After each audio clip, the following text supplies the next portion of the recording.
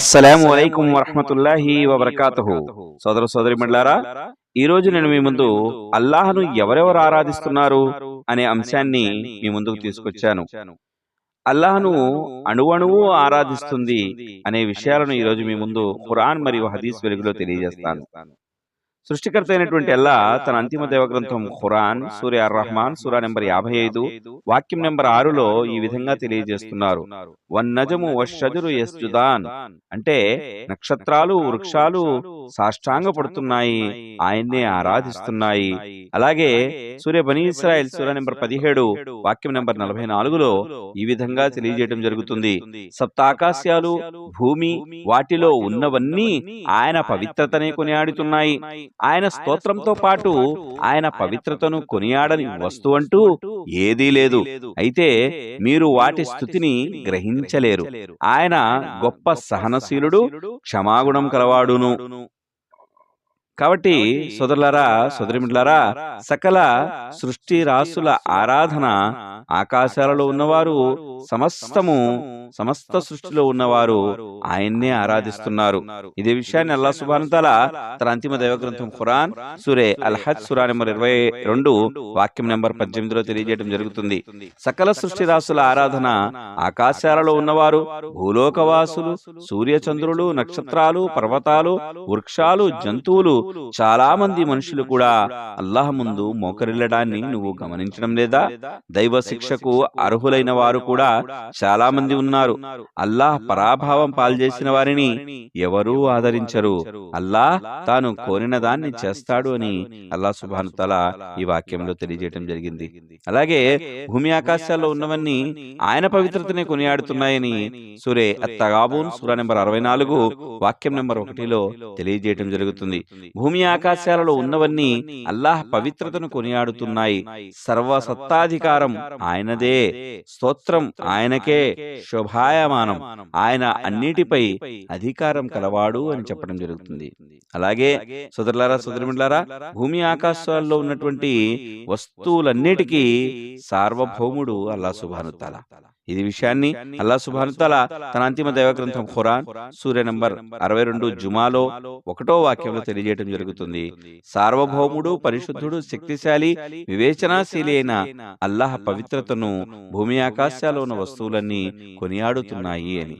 అలాగే ఆకాశాల్లో, భూమిలో ఉన్న ప్రతి వస్తువు అల్లాహ్ యొక్క పవిత్రతను కొనియాడుతుందని అల్లాహ్ సూరే సాఫాత్ సూరా నెంబర్ 61 వాక్యం నెంబర్ 1లో తెలియజేయడం జరిగింది. అలాగే అల్లాహ్ సుబ్హానహు వ తఆలాకు అత్యుత్తమమైనటువంటి పేర్లున్నాయి. వాటి గురించి అల్లాహ్ సుబ్హానహు వ తఆలా స్వయముగా సూరే అల్-హషర్ సూరా నెంబర్ 59 వాక్యం నెంబర్ 1లో తెలియజేయడం జరుగుతుంది. అత్యుత్తమమైన పేర్లు ఆయనే. అల్లాహ్ సృష్టికర్త, ఉనికిని ప్రసాదించేవాడు, రూపకల్పన చేసేవాడు. అత్యుత్తమ పేర్లు ఆయనకు ఉన్నాయి. భూమి ఆకాశాలలో ఉన్న ప్రతి వస్తువు ఆయన పవిత్రతను కొనియాడుతుంది.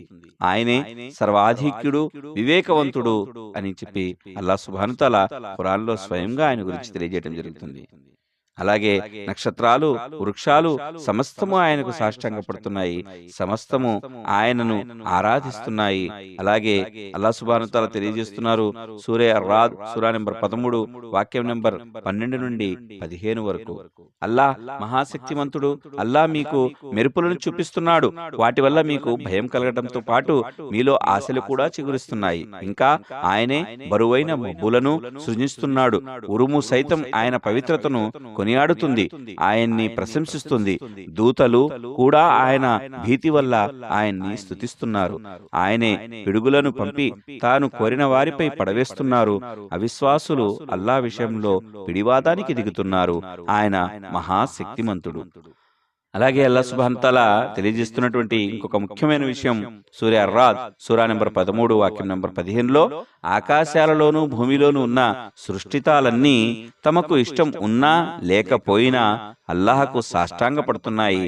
వాటి నీడలు సైతం ఉదయం సాయంత్రం ఆయనకే సాష్టాంగ ప్రమాణం చేస్తున్నాయి.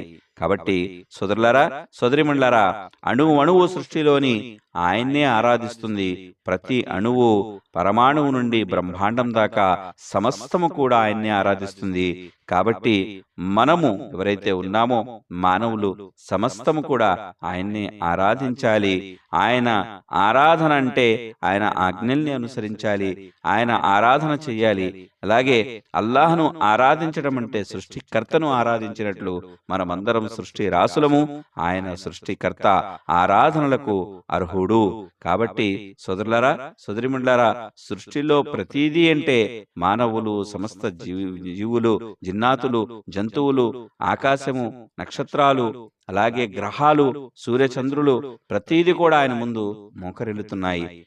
మానవుడు కూడా ఆయన ముందు మోకరిల్లాలి. అయితే విశ్వసించిన వారు మాత్రమే, కొంతమంది మాత్రమే అల్లాహ్ ముందు మోకరిల్లుతున్నారు.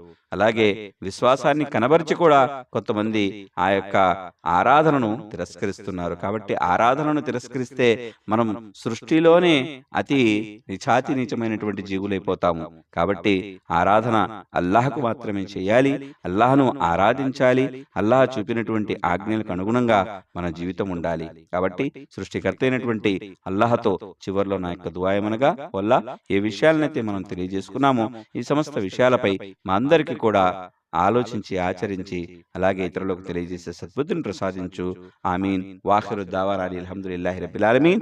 అస్సలాము అలైకుం వరహ్మతుల్లాహి వబరకాతుహు. అలాగే ముఖ్యమైనటువంటి ఇంకొక విషయం ఏమిటంటే, సోదరులారా, సోదరిమణులారా, మీరు నా యొక్క ఛానల్ను చూస్తున్నారు కానీ సబ్స్క్రైబ్ చేయటం లేదు. కాబట్టి దయచేసి సబ్స్క్రైబ్ చేయండి అని చెప్పి నేను మిమ్మల్ని ప్రేమపూర్వకంగా కోరుకుంటున్నాను. ఎందుకంటే మీరు సబ్స్క్రైబ్ చేసుకుంటే నేను ఎక్కువ మందికి ఈ నోటిఫికేషన్ను పంపించగలను. అలాగే మీరు సబ్స్క్రైబ్ చేసుకుంటే నాకు ఇంకా మీరు ఎంకరేజ్మెంట్ చేసినట్టుంటుంది. కాబట్టి తప్పనిసరిగా మీరు నా యొక్క ఛానల్ను సబ్స్క్రైబ్ చేయండి. అలాగే నేను చెప్తున్నటువంటి అంశంపై మీరు వాటిపై ఏమైనా ప్రశ్నలుంటే నన్ను ప్రశ్నించండి. అలాగే దానికి సంబంధించి మీరు కామెంట్ కూడా చేయండి. అలాగే ఇతరులకు షేర్ చేయండి. జజాకల్లాహు ఖైర్. అస్సలాము అలైకుం వరహ్మతుల్లాహి వబరకాతుహు.